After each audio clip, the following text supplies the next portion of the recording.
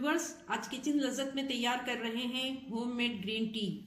Winters में ये बहुत लाभदायक है और हर घर में पाई जाने वाली अनमोल सामग्री से बनाई जाए। होममेड ग्रीन टी बनाने के लिए यहाँ फ्रेश पुदीने की पत्तियां ली हैं, इसको साफ कर दिया है धो के।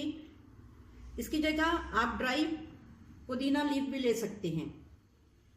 यहाँ पर ये 2 इंच का टुकड़ा है सिनामन यानी दालचीनी का, 2 इंच का पीस हमने लिया है यहाँ पे, और हाफ टी स्पून अजवाइन, 1 इंच अदरक का टुकड़ा है जिसको कि हमने ग्रेट कर लिया है।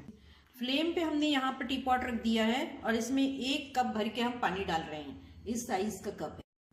इसमें हम पुदीना की पत्तियां डाल रहे हैं, अजवाइन और सिनेमन।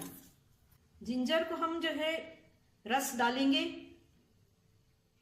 सिर्फ रस डालेंगे जिंजर का हम थोड़ा। व्यूअर्स, इसको मीडियम फ्लेम पे हम 15 मिनट पकाएंगे।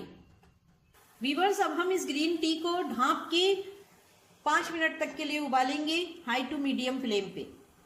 5 मिनट के बाद देखिए अच्छी तरीके से बॉइल हो गया है और हमने इस पे इतना उबाला है कि इसको हाफ कर दिया है। व्यूअर्स, अगर आप चाहें तो इसमें थोड़ा सा लेमन जूस डाल सकते हैं और अगर न चाहें तो इसको स्किप कर दीजिए। विंटर में इसे आप हल्का सा गर्म लीजिएगा और गर्मियों में जब आप इसको पिएं तो इसको रूम टेम्परेचर पर ठंडा करके पीजिए। व्यूअर्स, ये ग्रीन टी नज़ला जुकाम और बलगमी खांसी में भी बहुत फायदा देती है।